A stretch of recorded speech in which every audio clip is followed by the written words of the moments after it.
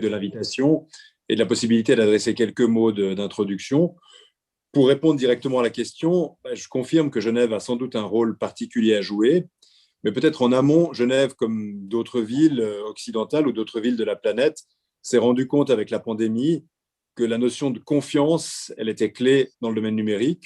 Pour le dire autrement, qu'on était ultra dépendant du numérique, que ce soit pour des questions de continuation de la scolarisation des enfants, d'infrastructures, de santé hospitalière, etc.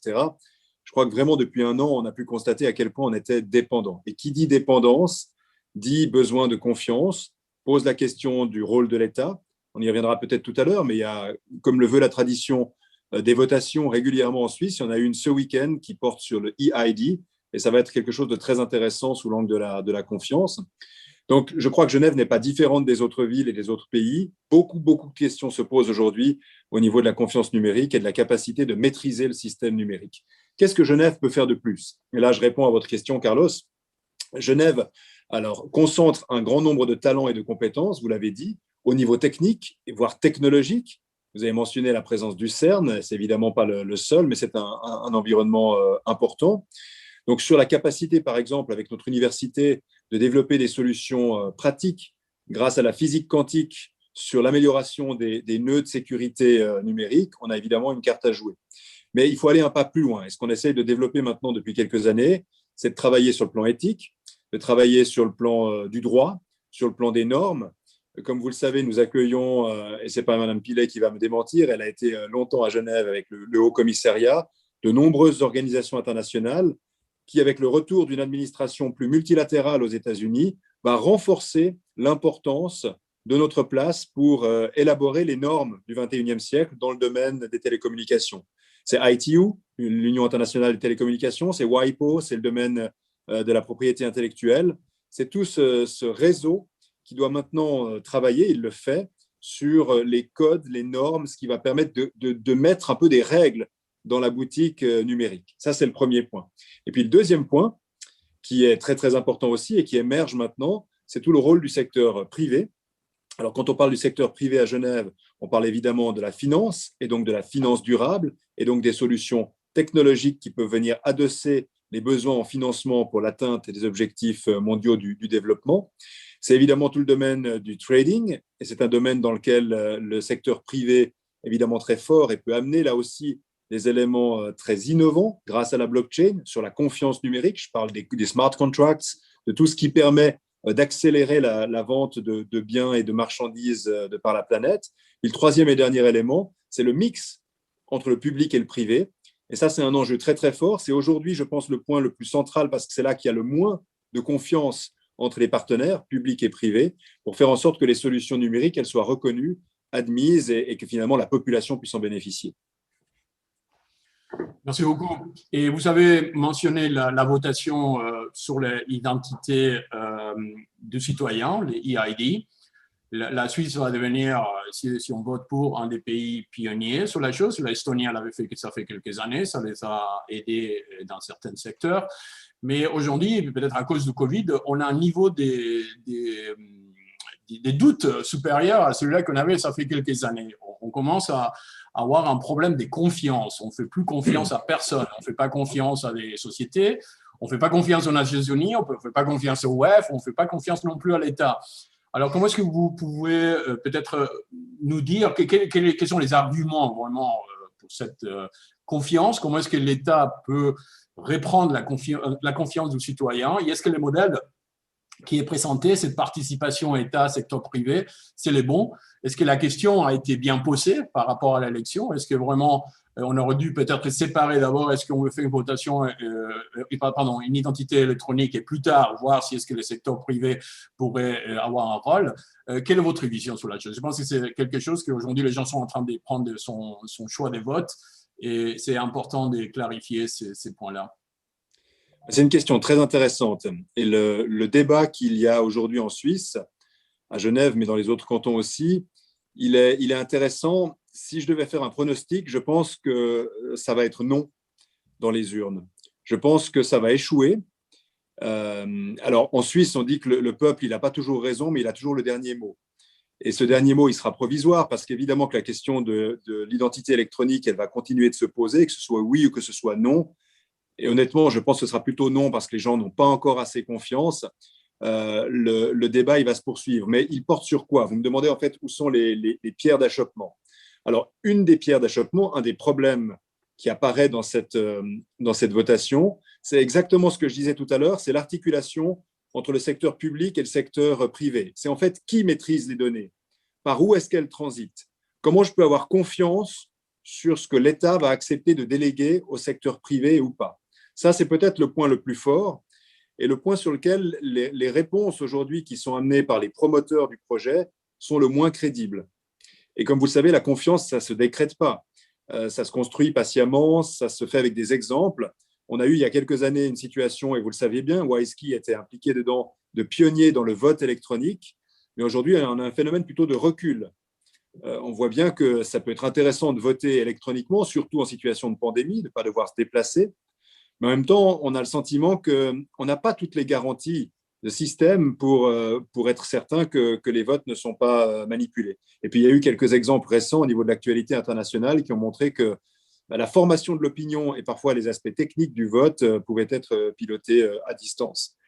Donc, pour moi, l'enjeu, et je réponds ça à votre deuxième question, dans cette votation, c'est passé, c'est dans quelques jours, mais de manière plus générale, c'est d'arriver pour les pouvoirs publics à expliquer beaucoup mieux où est le gain pour la population, qui ne doit pas être un gain de productivité, mais qui doit être un gain éthique, un gain de traçabilité, un gain de compréhension. On ne doit pas courir après le progrès pour le progrès. Ce n'est pas ça qui va faire avancer réellement la cause numérique. Et je pense que quand on parle d'identité, aujourd'hui l'identité elle est centrale, ça génère des guerres un peu partout sur la planète. On ne doit pas ériger une appartenance contre les autres. On doit montrer que cette identité, elle est multiple, qu'elle peut être reconnue comme telle et qu'on arrive à avoir de la confiance parce que précisément, le système qui est complexe, on arrive à le décortiquer et le comprendre. Et moi, je fonde beaucoup d'espoir sur la blockchain. Je pense que c'est la technologie sur laquelle, avec beaucoup de pédagogie, on va réussir à convaincre la population que c'est vérifiable, inviolable et que ça nous permet véritablement de maîtriser notre propre identité numérique. Je pense que c'est l'enjeu principal. Et donc, je pense que ce week-end, s'il y a la votation en Suisse, ça aboutit à un non, ça doit être perçu comme l'occasion de recommencer le travail from scratch, de redémarrer pour un vrai effort de communication et de conviction, avec la question centrale du rôle de l'État. Le rôle de l'État est dans la maîtrise des données, dans la vérification de la qualité de celles-ci et la capacité pour chaque citoyen de dominer ses propres données. Merci, M. Baudet. Merci pour votre leadership. Je sais que vous êtes aussi en train d'organiser une réélection. Je vous souhaite les meilleurs. Vous restez avec nous parce qu'on va revenir à ce sujet sur des points différents qui vont être entamés par les experts. So I am switching now to English again. And just to summarize the position, we discussed about the position of Geneva, why Geneva with so many multi-stakeholders working on the digital transformation the world requires. It is a unique position to inspire many other cities in the world, and why even you guys like Microsoft and others are putting so much focus in Geneva. So we discussed that point, and also the elections that they are happening in few days where Swiss our citizens are going to decide yes or not they will be using a digital identity, electronic identity to do all kind of transactions in the country. Obviously, that opens the big subject here, which is trust, which is do we trust institutions? Do we trust the government? Do we trust the international organizations? Do we trust the technology companies? And on that, I would like to give the floor now to Navi. Thank you very much for joining us.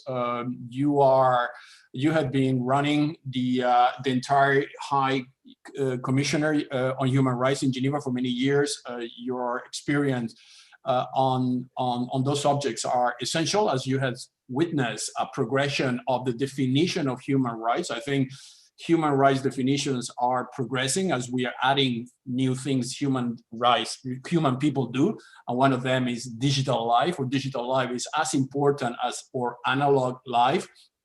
And as a consequence, What is your views, Navi, on where are we now and where are we going, and why human rights and the Commission in particular is becoming so strategic and important? Thank you, Carlos. It's a great privilege to join this panel. And of course, we all acknowledge that we have a good system, a good international framework based on international human rights law. And we have guiding principles on business and human rights. And so it will be very rewarding if we, the panel, focus on the gaps in implementation and the gaps in protection in this framework. So as I said, we had this framework, so it's surprising to me that it was only in 2013 that the right to privacy came to be considered before the UN General Assembly and the Human Rights Council, and that, as you know, happened after Chancellor Angela Merkel and President Dilma Rousseff complained that their personal mobile phones had been hacked. So digital communications technologies crucially benefit the protection of human rights, but they also come with challenges that undermine human rights, such as the invasion of privacy. So on the one hand, digital technologies facilitate global debate, they foster democratic participation, but on the other hand, they've enhanced the capacity of governments, enterprises, and individuals to conduct surveillance, interception, and data collection and sharing. And so the risk now is that state and non-state groups are developing sophisticated digital surveillance capability outside regulated controls. The GA resolution affirmed that all the protections of human rights that we have offline should be introduced online. And so they asked all states to review their procedures, practices, and legislation relating to communication, surveillance, interception, and so on. And they called upon all states to ensure full and effective implementation of their obligations under international human rights law. So I mentioned international human rights law. The key provisions then are Article 12 of the Universal Declaration of Human Rights, which provides, let me quote, "No one shall be subjected to arbitrary interference with his privacy, family, homes, or correspondence, nor to attacks upon his honor and reputation. Everyone has the right to the protection of the law against such interference or attack." And then you have Article 17 of the International Covenant on Civil and Political Rights that uses the same language. So it's very interesting that the OISTE Foundation has raised some important questions with regard to the adequacy of protection afforded by Article 12. And important questions have been raised on how the protections are differently experienced, say on gender or LGBT, to which I would add poor and developing countries compared to rich countries. So it's a very interesting exercise to review the provisions that were put in place long before the digital era. The rapporteur, for instance, has invited public submissions on other aspects of human rights, because the digital collection of personal data affects other human rights, such as health data privacy, the use by corporations of personal data, and the effects of privacy breaches upon marginalized groups. Now, the human rights mechanisms have provided extensive guidance on what is privacy, what comprises interference and arbitrariness. Challenges arise over how to protect confidentiality and personal identities in the new and emerging market of big data collection. Metadata may give an insight into an individual's behavior, social relationships, private preferences, and identity that go beyond even that conveyed by accessing the content of private communication. So this risk needs to be countered by reform of existing policies and practices to ensure stronger protection of privacy. So the bottom line is that states must refrain from employing unlawful or arbitrary surveillance techniques. And there are a number of criteria as to what constitutes arbitrary and what is unlawful. For instance, you may have a national security law on protection, but if it's not in accordance with the international law and the aim of international law, then actually your national law will not be in compliance of international law and will be illegal. So applying all these checks and balances of international human rights laws, which I've just mentioned, lawful, proportionate, necessary, legitimate aim, respectful of other human rights, and so on, let me say that bulk surveillance programs fall short and they are deemed arbitrary, even if they serve a legitimate aim, and even if they were adopted on the basis of an accessible legal regime. So mandatory third-party data retention. This is where states compel internet service providers to store metadata about their clients' communications for subsequent law enforcement and intelligence agency access, is also deemed to fall short of these standards of necessity and proportion. Many national frameworks also lack user limitations, thereby allowing data collected for one purpose to be used for others, or allowing the sharing of data from different agencies. So such data sharing regimes have been struck down by many courts in many states. Unlimited sharing will not be in compliance with Article 17 of ICCPR. So in practice, many states have revealed a lack of adequate national legislation. The Special Rapporteur on the Right to Privacy reports that more than 1/3 of UN member states have no privacy laws at all, while most of the other 125 states have laws which cover some of the contexts where privacy may be threatened, but not all. Some important threats to privacy, especially those arising in the context of national security, intelligence, and surveillance, are inadequately regulated in most countries of the world. Now, with regard to business enterprises, we have the Guiding Principles on Business and Human Rights, which was endorsed by the Human Rights Council in 2011, but however, it's not a binding agreement.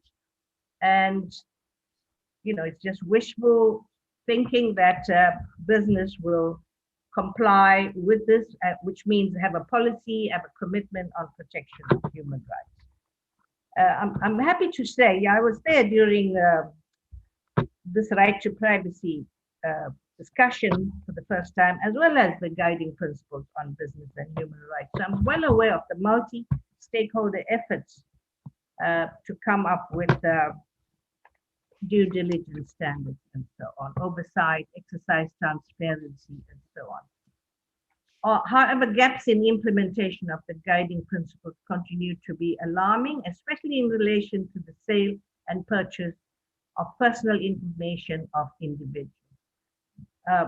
Massive increases in technological resources and inexpensive, potentially limitless cloud storage enable the storage by organizations of massive amounts of data on private individuals. And in many cases, use of this data is a source of revenue for them. To address this concern, the EU introduced the General Data Protection Regulation, GDPR, with global territorial scope. It provides data privacy of EU citizens and residents, no matter where in the world the company using that data is located. To ensure that organizations comply with the strict set of privacy rules, the GDPR imposes heavy penalties as high as 4% of a company's yearly revenue. But the good news is 60% of technology companies have put in place GDPR policy, and 20% are in compliance. And of course, huge fines have been levied so far, which show the reach and impact of GDPR. $5 billion fine against Facebook's Cambridge Analytica, the political research group that accessed the data of more than 87 million Facebook users, and others who were penalized with heavy fines included British Airways, Haga Hospital, Netherlands, Google, Vodafone, and so on. GDPR extends jurisdiction over companies located anywhere in the world, which is a welcome provision. Companies anywhere in the world who process the data of EU citizens and residents. And GDPR requires the consent of the individuals prior to the use of information relating to them. GDPR places limits on the amount and purpose for collection of personal data and the transfer of personal data from inside the EU to outside. And it introduces new data privacy rights, such as the right to know what personal data is collected, how it is stored, the legal basis for the collection, and who the data is shared with. And it has the right to be forgotten, whereby companies must delete all personal data upon request. It has built-in oversight mechanisms and data protection officers. So really a most comprehensive and advanced protection law on the right to privacy on digital information, and one hopes that it will be emulated by states. I think my time is just going up. I want to mention that other countries have passed similar legislation, the California Consumer Privacy Act in the US, LGPD in Brazil, and in my own country, South Africa, Protection of Personal Information Act. Now, our South African law more or less follows the GDPR, but there are differences in that it allows cross-border transfer of personal information to a third party that is subject to legal or corporate data protection rules substantially similar to South Africa. So I do agree with the special rapporteur that you can't do this by national legislation alone without regard to the international context. The SR on the right to privacy concludes that an international framework with consistent data protection and clear rules for transnational access would help weigh privacy protections and the competing interests that nations may have in gaining access to data, for example, in the context of law enforcement, or that multinational corporations may have in managing data flows internally. Effective protection of the right to privacy in the context of modern communication technology will require our ongoing concerted multi-stakeholder engagement. So I look forward to the expertise that will come from my fellow panelists. Thank you, Carla. Thank you very much, Nevi, for very comprehensive analysis. I want to change maybe a bit the distribution of which originally I had, because I think you mentioned one very important point, which is 1/3 of the countries do not have a privacy protection, neither laws and maybe not even the means to do so. Steve, from your view, I'm going to jump on you, Steve, because I think this is a very important point from Microsoft. We had discussions whether this should be done by the individual, the country, or a corporation. Maybe you can develop this further. What are the advantages on each? I obviously see huge advantages to have a major corporation taking care of that, but will that be conflict of interest potentially there? So your views will be highly appreciated. Yeah, well, thank you. Let me start by thanking Navi for that overview of the international human rights regime and how it applies and should apply to this global challenge. It's why we need international human rights and international norms as opposed to purely private company level or even nation state level. Navi mentioned the Universal Declaration, Article 12, the International Covenant on Civil and Political Rights, Article 17. One of the challenges that people point to is that this prohibits arbitrary or unlawful interference. And those are the kinds of words that lawyers can drive freight trains through. On the other hand, we do have increasingly accepted international norms that have been developed in a multilateral fashion and multi-stakeholder fashion, bringing in human rights defenders and civil society to have some sense as to what we mean by that in the AI era, the digital world we now inhabit, rather than the old analog rules that worked in the physical world.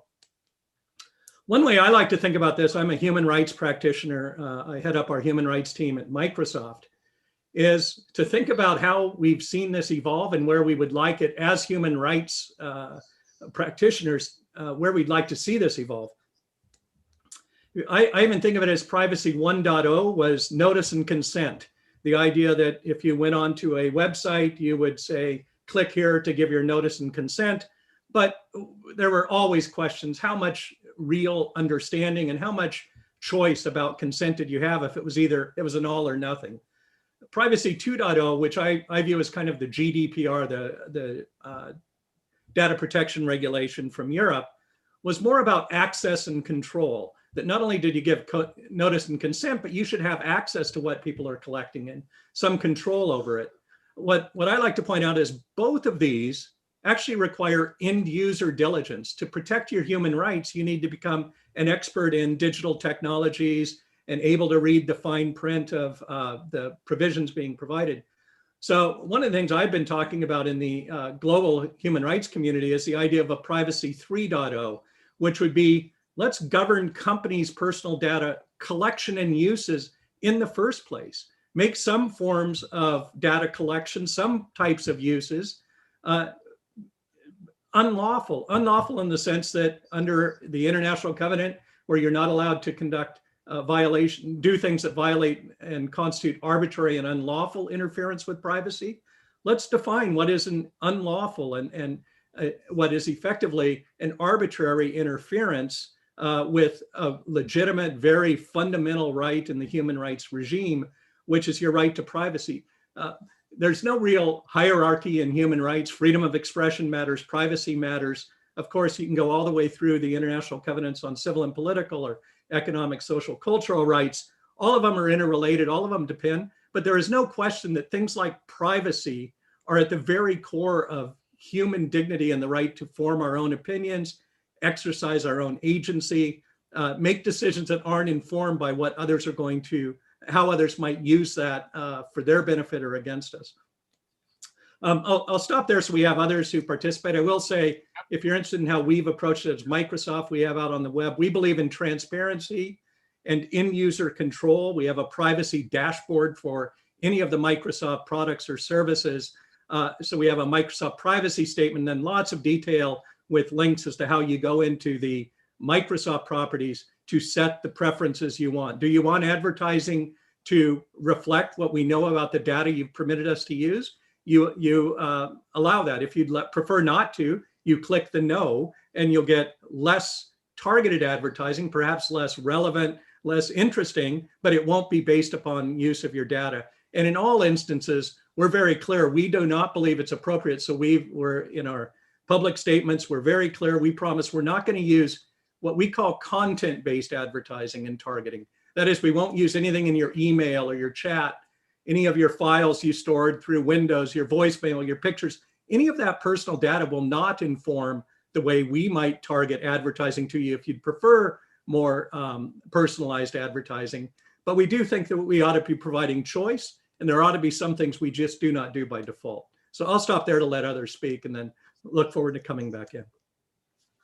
Thank you very much, Steve. And we will get back to you later also, because obviously that will have consequences in the way those very large corporations will work. So maybe following this private sector approach to privacy, just to talk about with Alana, I mean, you run a very large company, which is PMI, and privacy issues, and the beginning of what we call a B2C journey. You know, PMI is becoming a consumer-oriented company now with the new products like IQOS and other. So what that means for privacy within the organization. Also, how is privacy organized inside within PMI to protect the human rights to privacy? I mean, privacy is one thing, human rights another. I mean, you're in a very kind of sensitive sector.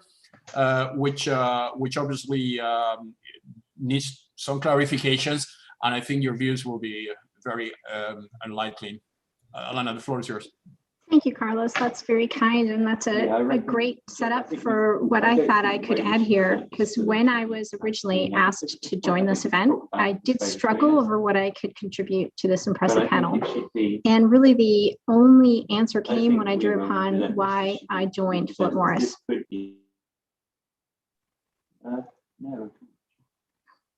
And prior to PMI, I actually served on 2 technology companies. I was responsible for the legal department of an ad tech startup. And then I was responsible for all things tech, amongst a bunch of other things, at a company which now predominantly makes income from data scraping.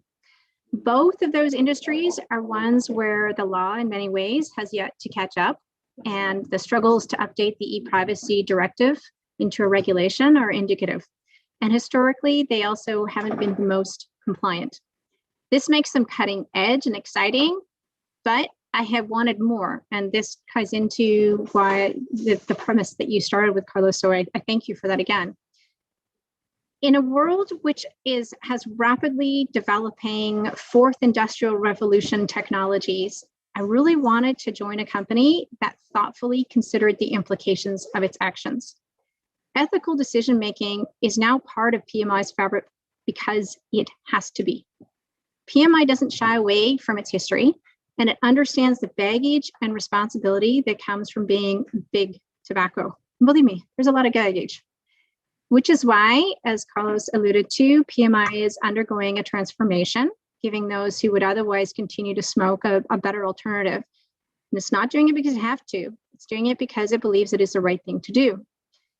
Just like with artificial intelligence and other new technologies, they hold great promises, but you need to pair them with ethical oversight to ensure that they don't exacerbate social inequality or lead to human rights violations. So PMI may not be a cutting edge technology or data company. We are at the beginning of a B2C journey, but it is the kind of company that's doing the type of decision making that is there to try and meet the challenges that come with the promises offered by a lot of technological advances. I'm not going to try and educate anyone here about human rights law. We've been given great overviews already, and I'm sure that we will have more. However, it is worth remembering that law is pretty much always lagging behind technology. So the Universal Declaration of Human Rights and the Covenant on Human Rights were adopted after 2 world wars, and belated decision in defining and legalizing a system of universal values.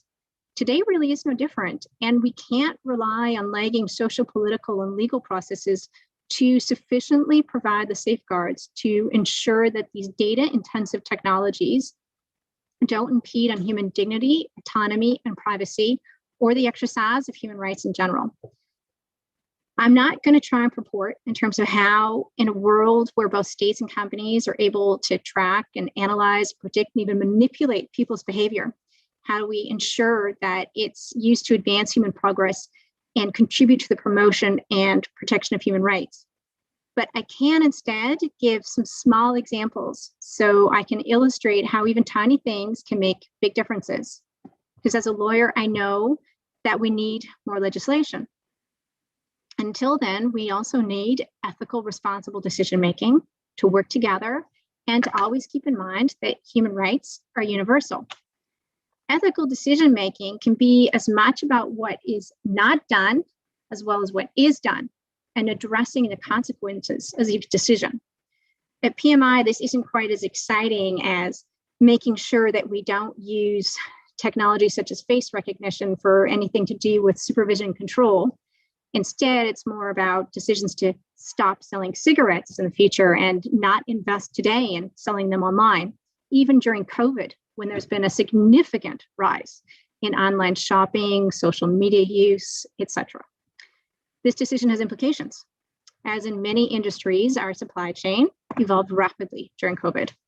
This has included an increase in unscrupulous actors acting online and selling illicit or counterfeit product. They're selling legitimate product in ways that don't comply with existing laws.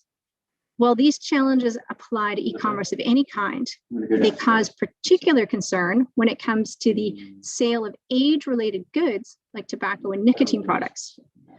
For example, illicit actors are unlikely to comply with minimum age laws and may share misleading messages about alternative nicotine systems. PMI recognizes that it has a responsibility to all of the consumers of its products, including those who purchase these illicit or counterfeit goods. It also recognizes it can't address these issues alone. So in today's hyper-connected world, with growing concerns around global security, the proliferation of criminal organizations, and the surge of new digital tools, it's more important than ever for public and private bodies, law enforcement agencies, brand owners, and online platforms to come together and exchange expertise, ideas, and opinions around common goals. We cannot advance human rights to address the challenges of today and tomorrow's technology as autonomous actors. Working together also reminds us that in a world which can feel highly polarized, or that the differences between countries and cultures seem huge, human rights are universal. Human rights are born out of the strong feelings that we have when a human need is ignored or interrupted. We're here today because of this. New technology may enhance or undermine those human rights, but it won't change how we can work together to continue to strive to make balanced, proportionate, and ethical decisions. Now, in terms of our overall privacy program at PMI, Navi talked about many laws, and she talked about the GDPR. That was a gift to privacy practitioners because it gives us a starting point to create a global standard. At PMI, we do have a global privacy program with the GDPR as a baseline, and it's applied even in countries where there is little privacy legislation. As those regulatory environments in other countries have caught up to Europe, often we therefore need little to be done because we already have those established principles, standards, and best practice. What can make privacy tricky for organizations is this balancing exercise, the need to be proportionate in your decision-making. And you have to do that with many tricky privacy questions to ensure you're lawful and fair.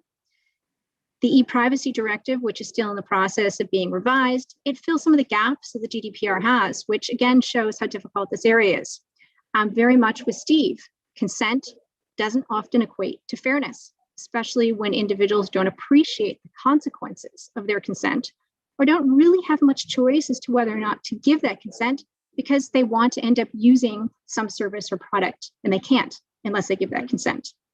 This inability to make privacy formulaic is really what keeps people like me in a job, but it is also one of the main things that makes privacy programs in large organizations difficult.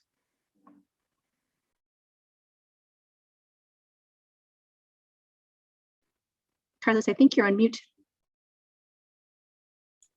So thank you very much, Alana, for your comprehensive presentation. I always impressed how a large corporation like PMI with such a complex sector, you are making such a concrete steps towards the protection of consumers, right? Because this is one of the top priorities when you enter into e-commerce related activity and you expand your reach. So I would like to move now, and I'm going to get back to each of you later with some kind of interrelations between the comments that they mentioned around this roundtable. But I would like to move now to Estelle. Estelle, you are a senior policy analyst on GDPR, and you are part of the expert group in the European Commission on GDPR. So maybe we can zoom a bit on GDPR. Steve has mentioned that GDPR is privacy 2.0. So it's a great way to define the progress in Europe on GDPR, but we also know that GDPR can be complex, cumbersome. We are a cybersecurity company. We have offices in many European cities, and we know how complex GDPR sometimes are for business. So what is the trade-off on GDPR, and how do you view the future of GDPR as a way to continue protecting privacy and citizen and eIDAS without reducing the potentiality of business? Thank you for this question and for the invitation. Right, so I think the GDPR will continue to give us a lot of food for thought and discussion over the coming years, and it's still a relatively new legislation, even though a lot of its bases have been existing in Europe for the past 25 years, as a lot of the law builds on what was previously the data protection directive in Europe. So first, something that is obvious for a lot of European, but the differences between those two rights is maybe not for others, is that the GDPR actually does not protect the right to privacy, but it protects a different fundamental right in Europe, which is the one to data protection. And we have a separate framework that Alana mentioned for privacy, which is the e-privacy directive that is currently being reformed. And so one part of the challenge is, I guess, is to first understand the interplay between those two rights and how they are complementary and how they both need to be protected, but how privacy is about protecting really what is your personal sphere, and personal data is a positive right in a sense that helps protecting privacy, help enabling other rights, also helps protecting against discrimination, et cetera, et cetera. But legislation to protect data protection are not there just to create stringent requirement on companies. They're here to reinforce people's rights, and they're also here to set the basis of how data can be used in a responsible manner. So I think one of the main issue we had with when we start discussing data protection is a lot of time it's framed as a barrier to trade and something that is burdensome and complicated and really seen as a sort of a compliance bureaucratic type of domain, instead of an enabler of different type of innovation that could happen with a more data responsible economy, a more a tech perspective that would put human at the center of innovation. And a lot of companies are moving toward this direction, and a lot of making the effort for that. But the reality is that if only a small portion of companies are making the effort to comply with the GDPR, it's true that those might be find themselves in a differable competitive situation compared to company that would sort of continue a business as usual of data harvesting and no protection for users and monetizing this information and profiting from it, which with all of the social and externalities that we know. So the biggest challenge I think we have right now with the GDPR in Europe, but potentially as a lesson learned also from others who are doing their own data protection laws or privacy laws around the world, is that so far this law has been a huge legislative success, but it's been an enforcement failure. And even though we had like initially the first big fine and the first cases being resolved relatively quickly, we're now approaching almost the 3 years of the application of this law, and we're still waiting for massive enforcement to happen from, for instance, two of the main regulators in charge of implementing it in Ireland and Luxembourg, which is where most of the tech giants are being headquartered. And if we don't have those sanctions coming up, and I'm not just talking about monetary fine, because the goal of this legislation is not to just like, throw fine left, right, and center. But if we don't have this enforcement coming and strong sanction that also ask company, here you've collected data that you should never have in the first place, you have to remove this information, or here using a profiling technique that is actually pervasive and too invasive, you need to modify it. So really making the change of business model in a way that protects better people, then we'll stay in this sort of scenario where we are right now, where a lot of companies are expecting of like, should I invest in modifying my business model to do that? Should I make some of the changes? I'm also not really certain what change should I be making. So there is a lot of help that needs to be made in making sure everyone is compliant towards it, and basically putting a lot of the political will in making the GDPR in reality as much political will has been put in making it a legislative reality. And so we're pushing a lot for this enforcement to come, not as a punishment towards company, but as making it a reality, and making it that, okay, if we spend so many years trying to move for this development, and if we see how data abuse are creating issue in our society in many aspects, even beyond the protection to the right to privacy, we really need to put the focus there. So I think you will be, what is interesting is at the moment, the biggest proponent of GDPR at the time, which include us, sometimes also become its biggest critics because of this expectation of, okay, we have the energy and we want to make it true. And I think this is where we can link it a little bit to also the reality of the right to privacy, sadly.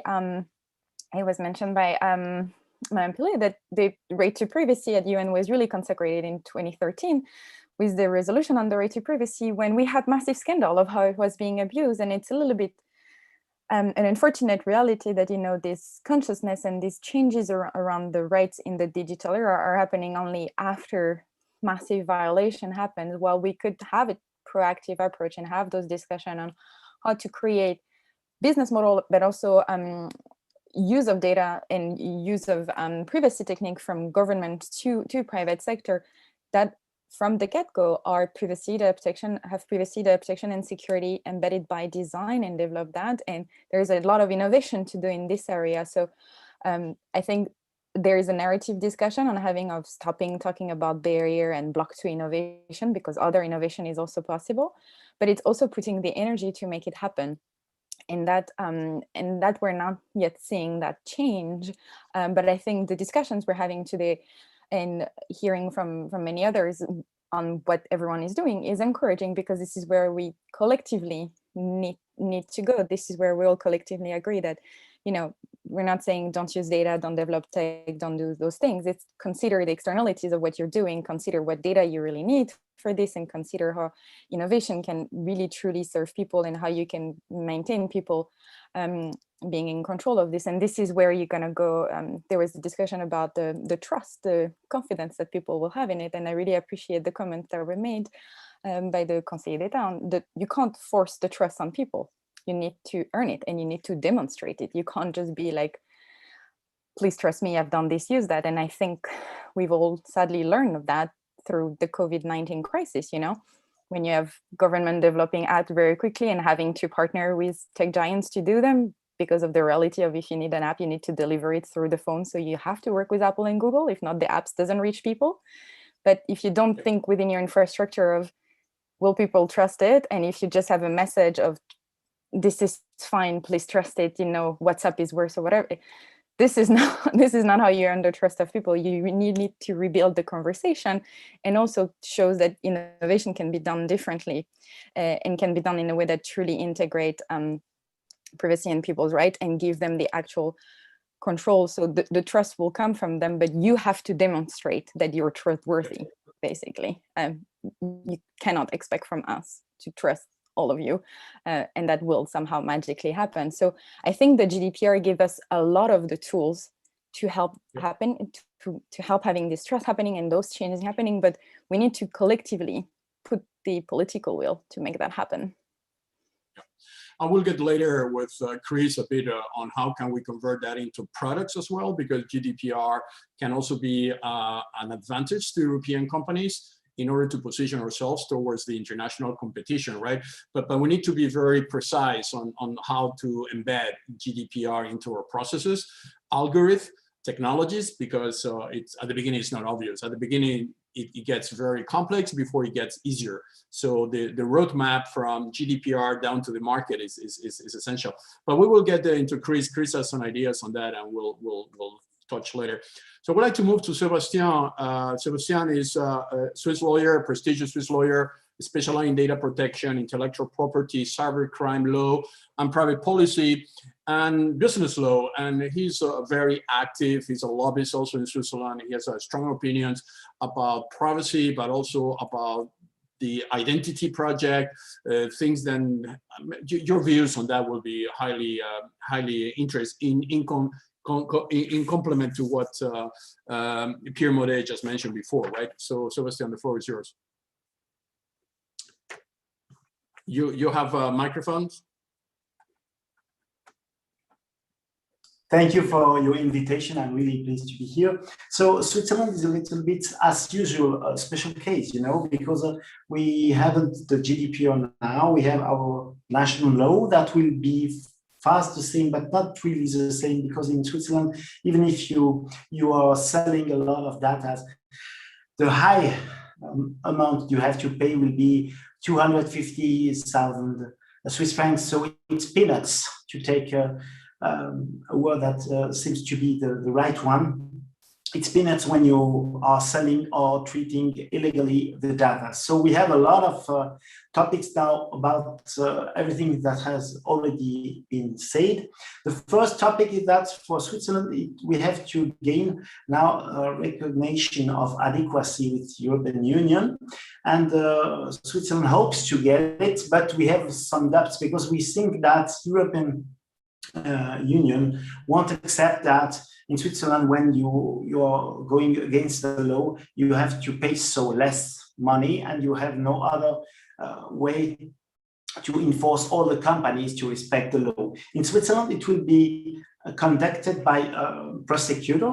That will be a different way of thinking about what should happen when something was wrong, so that it's not administrative procedure, but it will be like this. And so we are expecting the adequacy from European Union in some months. Now they're working with UK, and they have finished with UK, and the next step will be Switzerland. So our new law will be effectively efficient in 2 years, I think, because we are late with the law. We still need a lot of text, as it was happening with Gdpr, and so we hope to be able to have a new, how could I say, a new way of incenting all the people to work better with data in 2 years. 2 years is a long time, even if we are now in a COVID period. So a lot of people have said it doesn't work. So we have changed some rules because we have conducted negotiations with the European Union about Schengen data that were the data that had to be more protected. And now we are going on, but our rhythm, legislative rhythm, is slow, because in Switzerland the law has always to be perfect. You know, we take a lot of time for it, and so during this special period we have no law that is really effective. Our law is from 1992, and the iPhone doesn't exist in 1992. So you have to understand that nobody can do anything. As Data Privacy Commissioner, what I can do when I have a problem, I have a data break that has already happened for perhaps 120,000 people, 120,000 people in my region. I could only take my phone, call the guy who was responsible for the server, and I told him, if you don't correct it immediately, I will call the media to explain how your job was worse. But it's changing, and now we have this law about identity. This law is a version of a private version of identity. So a lot of people are against this law. A lot of people are for this law. The people who are for this law are supporting the law, say that the public administration is not able to develop so complex projects in Switzerland, because we have had a lot of problems with older projects, and in cantons and in the whole federal state. I had to stop a project that was really expensive for the patient dossier here, the files, because it was hacked at one moment. We didn't reach the security level, and we saw that perhaps private companies can do it better. That's the way we are going now. We need to vote about it. If you don't know how it works in Switzerland, we vote about on a lot of topics. Citizens are really interested in taking their future in hands, and they can say this weekend if they agree with the proposal of the Swiss government, which is this proposal is said as we don't have the means to develop it by ourselves, and so private companies can do it. But some problems are appearing, because in Switzerland, if you are Google, Facebook, Microsoft, or everyone can compete to get the market.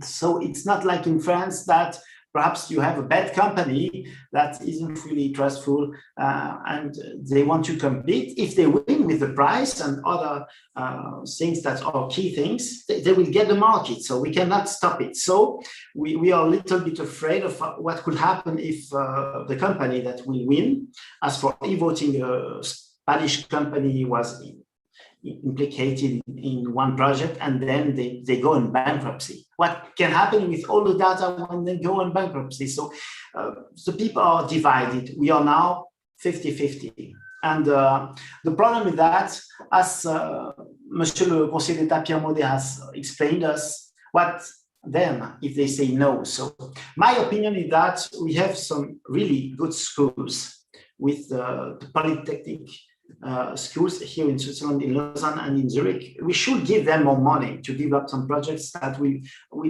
be semi-public and semi-private projects. And we should say them, you have the best researchers in the world. So if you need money, ask it, we'll give you money and develop the project for the identity of our citizens, because it's a question of supremacy. You know, if something happens with all these data, you can have a country that is really down in some minutes. We have already spoken about this, and I think it's strategically wrong to give it only to private companies, because I have some private companies, I have startups and so on, but I think when the problem appears, you are not able to control what happens with this company. I cannot go as data privacy commissioner, even if I would.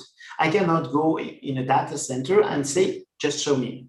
They will tell me, no, there are some secrets. We have a contract, but you cannot come here when you want and control what we are doing. So I think that is the most important problem we have now about the control. The control is only on theory. Practically, I cannot do.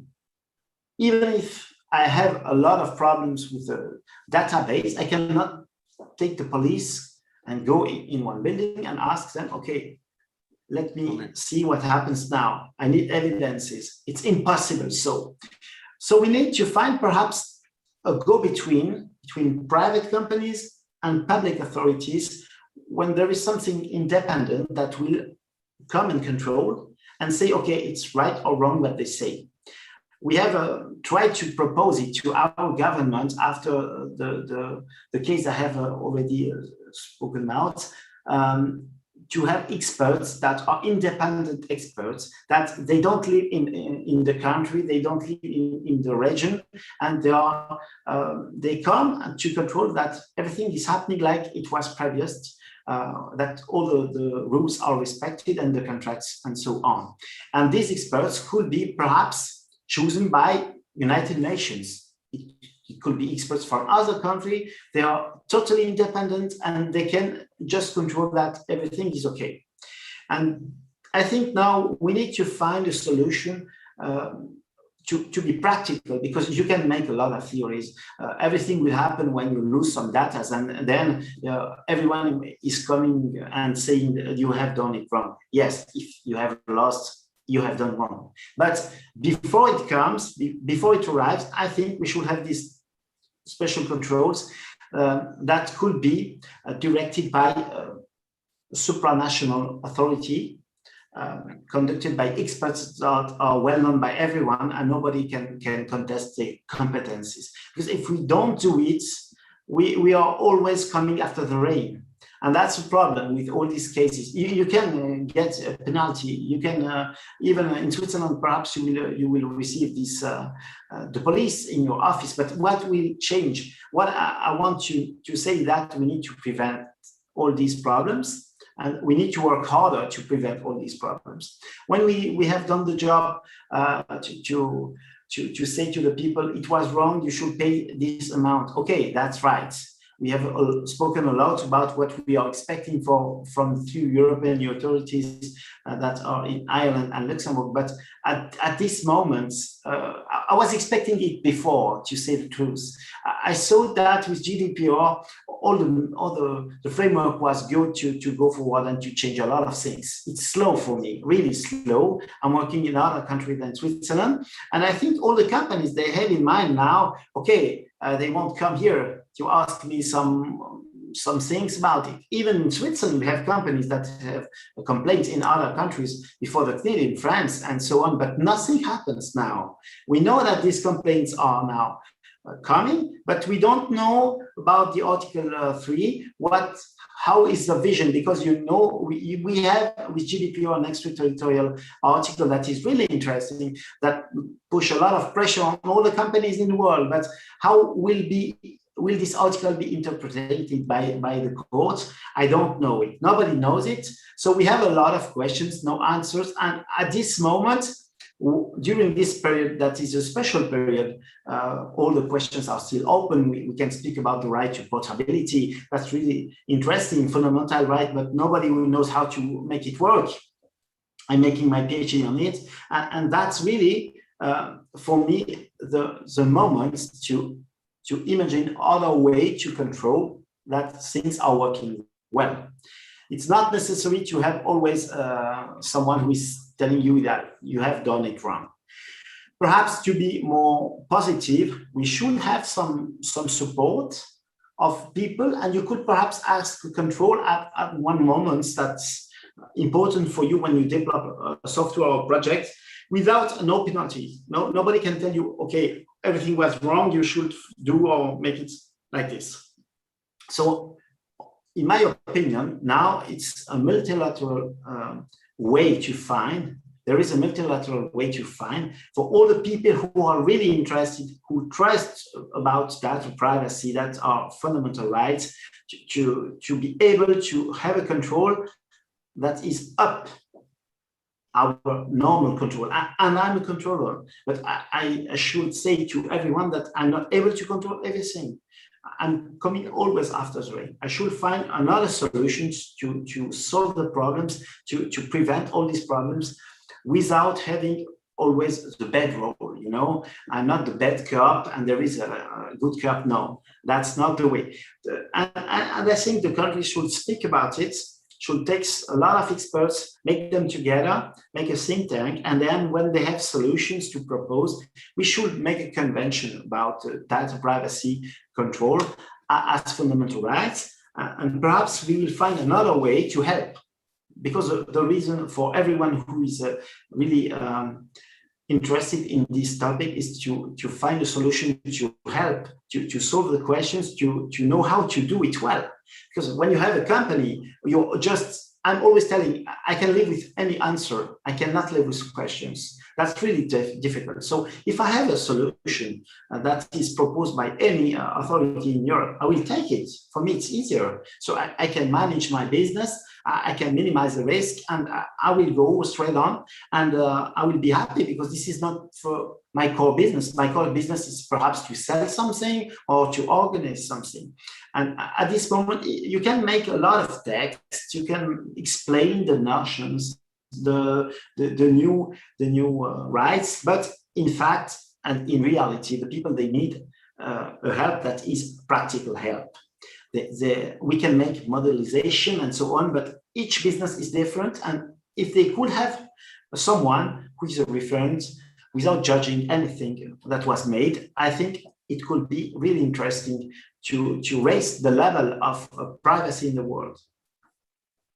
I agree, Sebastian. Thank you very much. I give you a floor 1 second, Steve. I think, and again, OISTE is, as you know, one of the candidate identity providers in Switzerland, and our view was that all Swiss companies that have technology that could basically be used for this project, we are far too small to get that type of responsibility. And then this is a fact of life. I mean, OISTE, even being a NASDAQ listed company, we don't have the size and we don't have the capability to run such a complex project with full accountability. Because there are two aspects there. One is the aspect of the software itself. I mean, you need to have Swiss software, which open source needs to be, this is what we did on the e-voting project in Geneva, needs to be made available to the government, so the government could take whatever decisions in the future to modify, to improve, and to add. It has to have a decentralization capability, like using blockchain. It has to have capability of analysis of data, like using AI. So all these questions were not asked. These questions, as you say, should have been an expert group. We have a COVID expert group. Why don't we have a digital identity expert group, right? On where the international expert and Swiss expert could work together. What Mr. Modest said in his introduction, then Geneva has this knowledge. I mean, we have all the stakeholders here in Geneva. Why don't we bring them together, right? But if we are investing billions of dollars or fighting or buying the next fighter, airplane fighter, which will cover our physical protection in terms of space, we should put the same level of money to protect the digital protection of the people, right? Because it's exactly the same. We are just protecting Swiss citizens against any potential abuse in the future. So I think this is, I think it's a good thing that it has started. I think this goes a bit in line with what Steve mentioned on Privacy 3.0, and maybe Steve, I'll let you go into that, because obviously from Microsoft you have a lot of experience on that. But I think we need a bigger play in Switzerland in order to mature a project like that. Steve, you want to say something? Yeah, I know we haven't really touched on artificial intelligence itself. I know Chris will offer some thinking on that, and I'll be happy to engage in that conversation. But as we wind down this thing on privacy and the way companies behave, I think we ought to be aware that the glass is half full. It's not primarily empty. And for example, Microsoft, when GDPR was announced, we went through a massive engineering investment. It was years of work to develop what we now call our privacy dashboard. None of that was doable just because the law changed. We had to do massive amounts of work, very expensive, very difficult, lots of engineering technologies and thinking as to how this could work and be scalable for a global process. So we adopted GDPR globally on the day it came into force in Europe. So these things do matter, having these things that companies can respond to. And my other one is the UN Guiding Principles on Business and Human Rights, and Navi's role in how all of that came about. The development of the idea of human rights impact assessments has really penetrated at least into the larger tech companies. And as we think about artificial intelligence, that's one of the places where I think, fortunately, this is the glass half full. People understand they need to start thinking at the very design phase, the ideation of a new project, what this will mean for human rights. And so my main pitch is that rather than thinking we need to reinvent the entire human rights regime, we need to be better at driving through persuasion, through multi-stakeholder engagements, actual applications of all the incredible tools we have at our hands. And I'm very concerned that if we try to rewrite all this in today's world, there are those countries who will not really want to increase the human right to privacy. They'll want to increase the power of surveillance. So let's work with what we have creatively, cooperatively, and find allies to move in the right direction. But I don't want to monopolize. I know we have this other thing. Total agreement. I think we are all seeing. So that opens a very good space for Chris to join. So just a full disclosure, Chris is the founder of Arago, a German artificial intelligence that has merged with OISTE. So we are only one company now. OISTE is a cybersecurity identity company. Arago is an automation AI company. And actually, the reason of that merge is to create a European player that could position itself towards an alternative to whatever else happens anywhere in the world. We need to have European innovation and position. Chris is also advisor to Chancellor Merkel in the digital transformation projects in Germany, and he's very much involved in the COVID task force. So your experience as an AI expert and also advising the government will be much welcome for this forum. So Chris, I'll give you the floor, and maybe walk us through the AI, how AI could become the disruption that we need in order to, I will call backwards the technology, right? As a way of automating trust and automating privacy. How can we automate privacy and trust using AI? So, I mean, there are multiple approaches, and let me start from the beginning with something totally non-AI, which is the problem that we today have a society where unfortunately a lot of people do not attach much value to privacy, right? For example, in Germany, we had this discussion about COVID applications. There was a very small group, but very loud, who was extremely protective of privacy. They won. We've got a most privacy protecting application. When the application was released in the App Store, #1 download, top downloads was WhatsApp, and #2 download was the privacy protecting COVID app. And that says everything, right? The valuation of privacy is, it's not in people's minds. And if you look at the authors of the big three dystopian books of the last century, right? Like 1984, Clockwork Orange, and Brave New World. Everything, like almost everything that these authors imagined would go wrong, we have implemented. Only that the thing that they couldn't imagine that it would happen without dictatorship, right? And we didn't need dictators to implement all this to ourselves. All we got was comfort. So the exchange we made, exchanging a lot of freedom and exchanging a lot of privacy for a bit of comfort, that is something that has to go into the mind of society, because otherwise we're just having a philosophical discussion here that no one cares about them because they download the next thing that collects their data and works on it.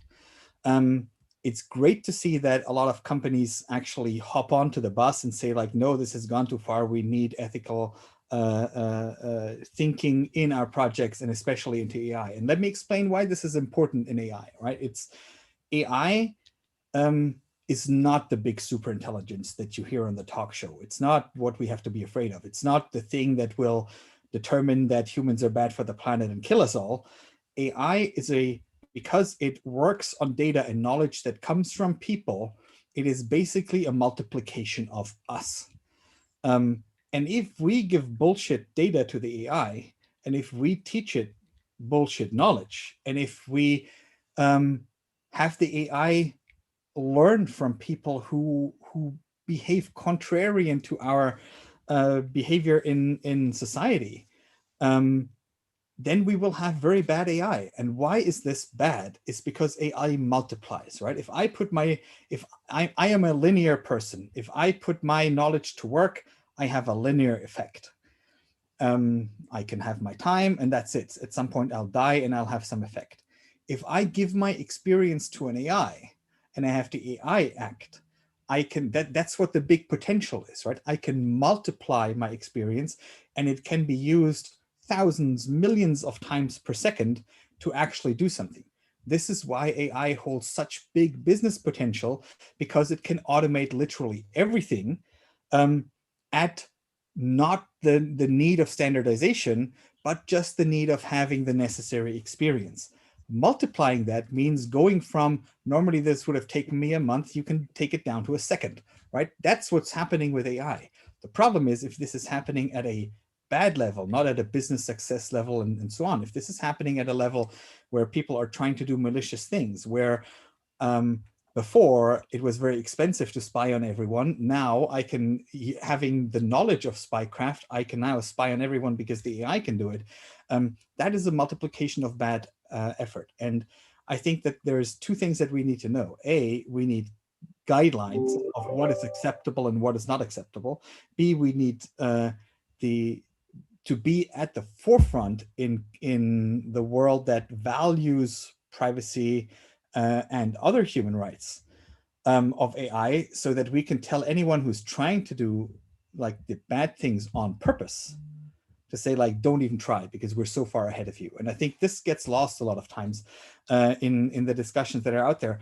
We don't just want to be ahead in AI because it's commercially viable. We want to be ahead in AI because eventually someone is going to do something not very nice with it, because it multiplies experience. Experience can be used to do good things and bad things. So if we find someone who's trying to do bad things, we need to be able to actually act against it. And I think this is one of the main efforts that needs to be made. I think it is very difficult to pre-regulate AI. So I know that there's ethics commissions, for example, in Germany that make stands of what algorithms should, like what type of test algorithms should be performed. Guys, we don't even have enough AI expert yet. So the people who could validate this are the top of the experts who could validate the other expert. That's completely unrealistic. The question is, what guidelines do we need for results, right? The results, that's what we regulate. We don't regulate how an algorithm works. Like, there's no one in the administration, and the administration doesn't pay well enough to hire these people. There's no one in the administration internationally who will look out for this. It is companies that have to have a self-interest to actually get this done. And I think GDPR is a very good example. It gave companies a self-interest because of the fines, because of the ability not to sell in the market. All of a sudden, people care for this. And I think that what we underestimate in Europe is that because there is GDPR, not every company has to come up with their own compliance rules for privacy. In other countries, every company has to have their own rules for compliance and privacy, and then it has to be verified every time they create a new contract. This is a huge disadvantage for other locations. And yes, GDPR is not perfect by far, right? It sucks that we have to click in the internet, surfing the internet all the time and so on, but it's a great starting point, and we're not using it as a commercial advantage yet, and I hope that we'll be doing so. To me, privacy is one of the most important things. The question, and I've already had a bit of chat here in the Q&A with Zoe. That's why I took my camera offline, because you didn't always see my bald head, right? But can there be too much privacy? Yes, sure there can. I mean, if privacy starts to interfere with other fundamental human rights, like liberty or the right to health, and these type of things, then there has to be a consideration, and the consideration is a legal procedure, like what gets ahead, and all these things are in place. The problem is that what is not in place is the ability to multiply this, and this is, I think, why it is really important that companies step up. Microsoft is actually a very good example. I know Steve can say this publicly, but I'll say it for him, is doing much better than other tech giants, because Microsoft has approached it from an external view, basically, rather than trying to say like, okay, these are our commercial goals. How do we make privacy fit? The privacy office at Microsoft actually looks like, this is what our values are, and this is what we value. How do we make our projects and products fit? And here comes the next thing. Currently, people trust big tech companies, or generally business, more than government. I think this should be a fantastic motivation for government to step up and finally get their act together. Government is way too slow. We see in the corona crisis that decisions are made post-mortem, right? All the decisions are being made in government are after the knowledge is like everybody knows. Currently, we're discussing test strategies for COVID. Like, test strategies are friggin' out the window since we understand how mutations work.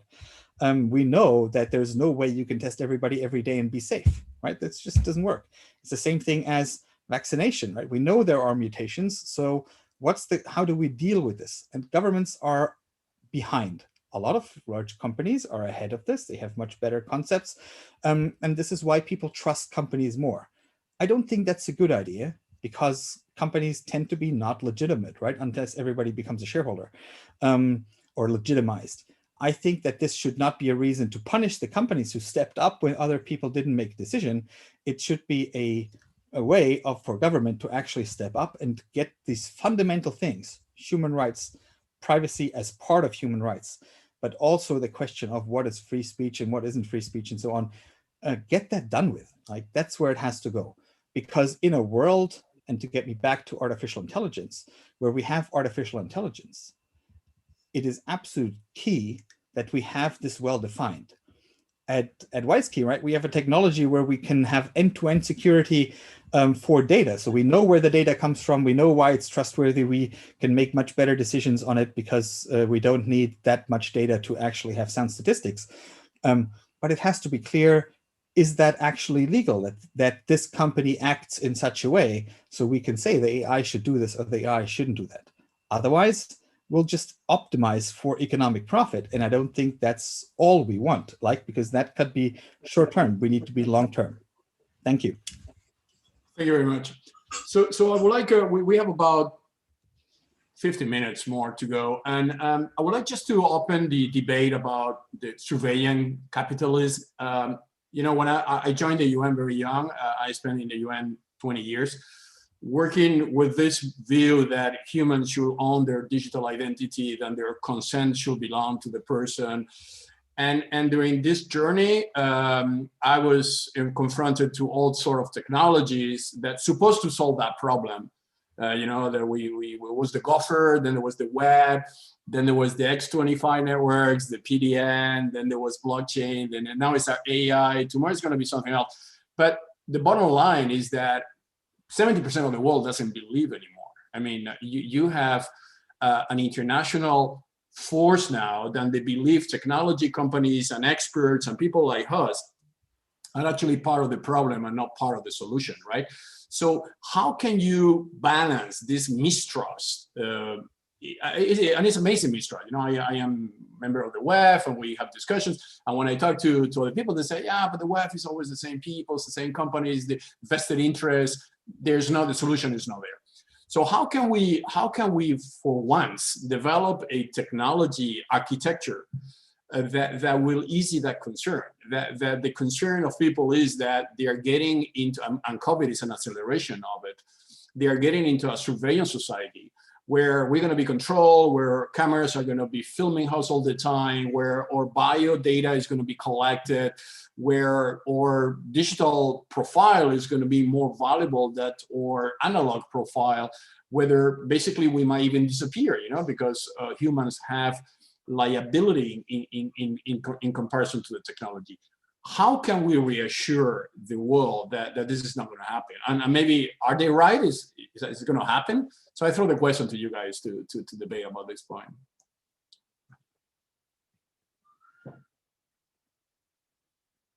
Steve, go ahead. Yeah, well, I'm happy to kind of kick off the conversation. One of the challenges is this is not a technical problem. It's a socio-technical problem.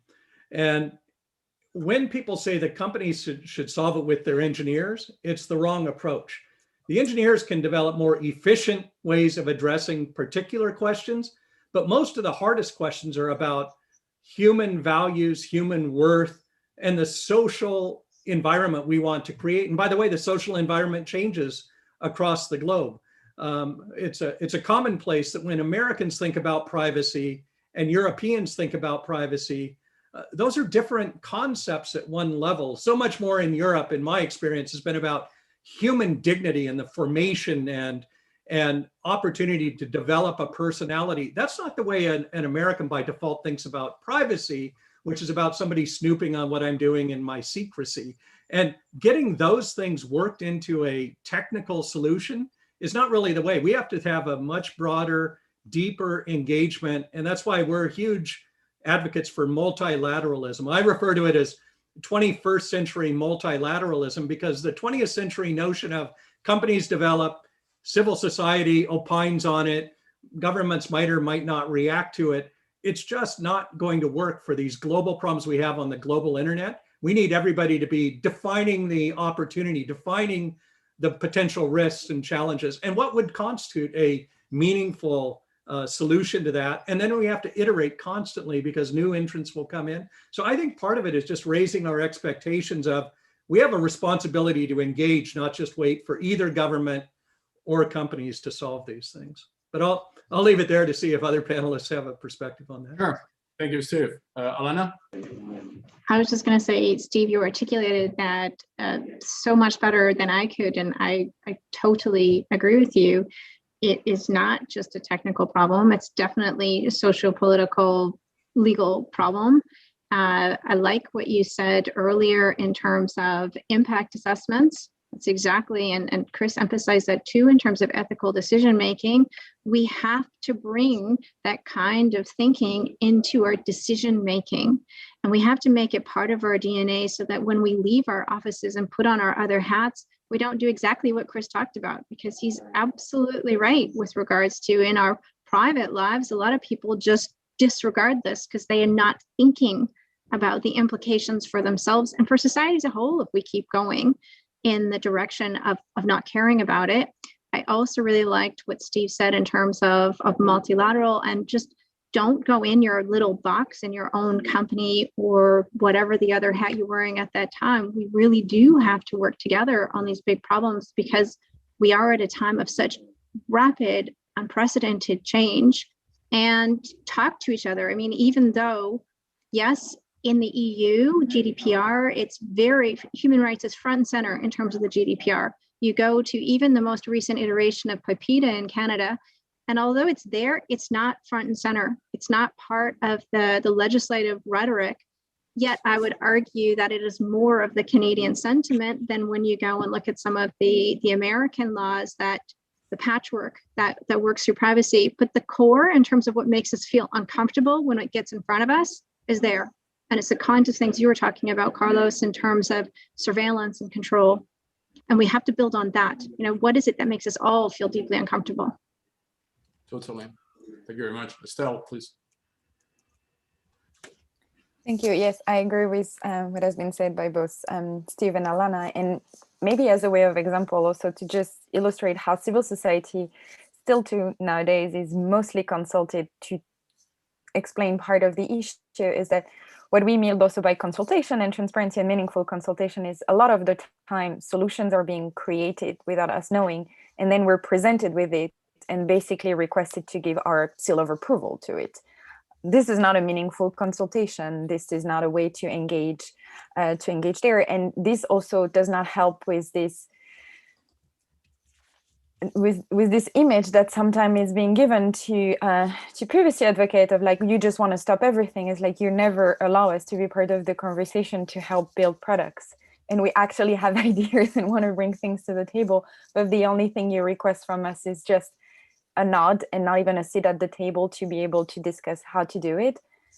This is not meaningful engagement. And I think we want to be constructive. We want to put ideas out there and we do it.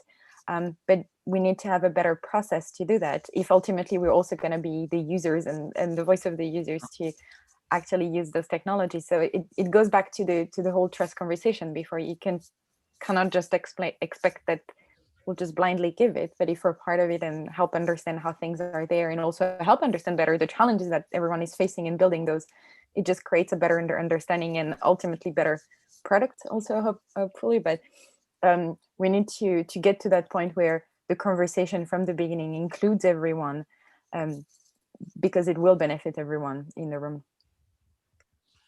Okay, so I would like to end it's 1 hour and a half, and people sometimes complain that Zooms more than 1 hour are tiring. Despite that, we have something like 120 people still on the Zoom. So thank you very much for all the participants. Thank you for the panelists to answer questions. I saw the Q&A was pretty active as well. And thank you very much for your insights. We would like to maintain this discussion. Again, OISTE and OISTE organizes those roundtable pretty, once every 2 months, and we bring different stakeholders. But I think the discussion today was very instructive, and it's also a discussion that gives hope.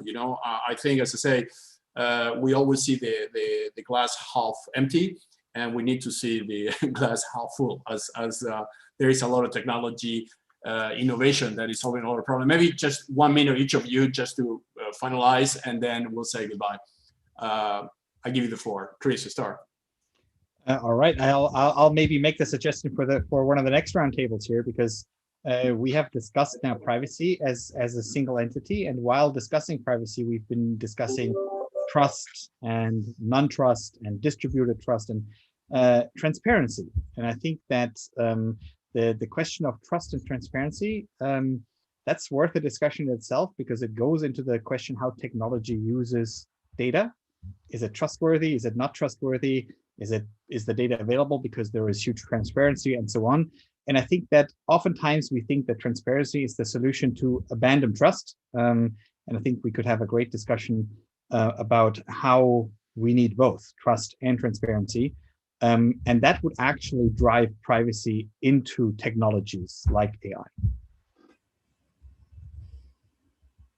Any other closing remark?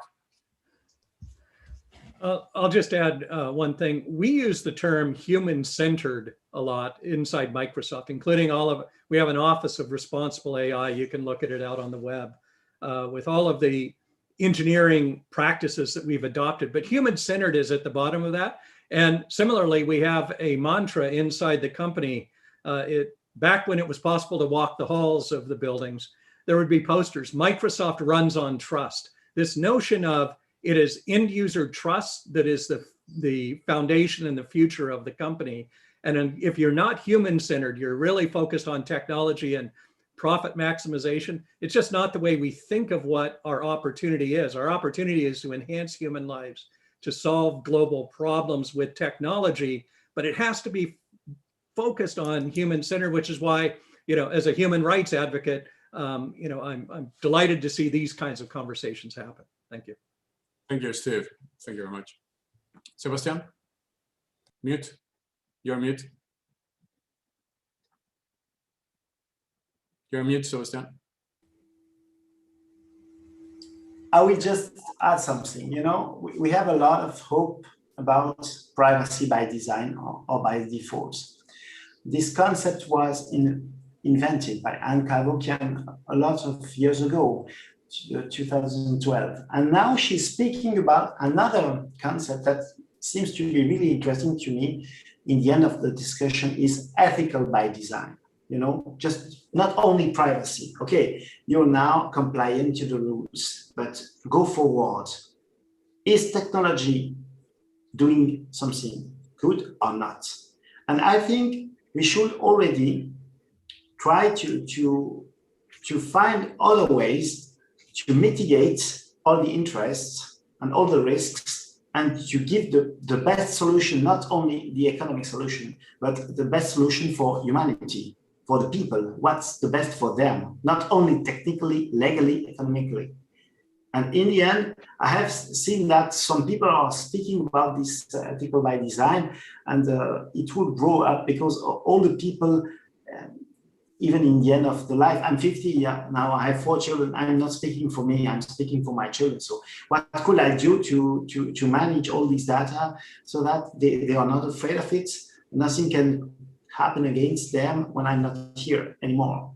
And that's ethic point of view should be, I think, more integrated in the discussions for the lawyers and everyone. But the lawyers are always speaking about the law and the law. No, there is not only the law, but values, and these values, even if they are not in the law, they should conduct our behavior. Yeah, fully agree. Ethical by design, human-centric, human at the center of gravity, which is what OISTE has been saying. All that constituted what we are, humans, right? And we want to prevail. We want to stay here. We want to keep evolving and not be replaced. So yeah, whatever we can do on that will be amazing. Any further closing remarks, Alana, Hughes, Navi, or Anna? Yeah, Alana, go ahead, please. I was just going to say. Sorry. Okay, Navi, go ahead. Yeah, just very briefly to say, I mean, you learn so much from discussions like this, but you also then get to understand there are complexities in all of this. I think what I've taken from this is to work much more to get people to understand the link between data protection and the right to privacy. It's true what Chris says, most people, especially the young, are quite willing to give up their right to privacy for comfort. But how will they react if that data is misused, as it happened with election scams and so on? So that would be another level of discussion. And also we should go into who censors all this? Is it governments? Should we leave it to companies like Twitter kicking out Trump as a member, and Facebook setting up a committee of experts to guide it on what it should censor? So these are all aspects affecting the right to privacy, the larger aspects of right to privacy that our youngsters who are putting up their photos on Facebook and so on don't understand. So thank you for the discussions. That's my remark on this. Thank you, Navi, for your participation. Always a pleasure to have you. Alana, a few closing remarks. When I was a teenager, I worked on part of the Ontario, Canada's delegation in relation to the UN Human Rights of the Child. And it was a great experience. It was a time of great hope. And you have conversations like this, and we are at a time of real flux and change. And I too am a parent, and I'm concerned in relation to what will happen with my kids. But you hear the thoughts of the fellow panelists, you hear their closing remarks, and I have to say I'm excited by every topic that's mentioned. And so there is a lot of hope, and there's a lot of excitement, just like there was when I was working on the UN Human Rights as a child when I was much younger. So thank you so much for hosting this. Thank you very much, Alana, and the rest of the team. I always say ethical people develop ethical technology, right? So thank you very much for your commitment individually and through your corporations, and I look forward to continue this discussion. We need to protect our kids, as Sebastian said. I mean, at least leave them a better world than the one we found, if that is possible. So thank you very much, all of you, and thank you, the participants, for your commitment to stay with us. Thank you for your questions, and we look forward to see you very soon.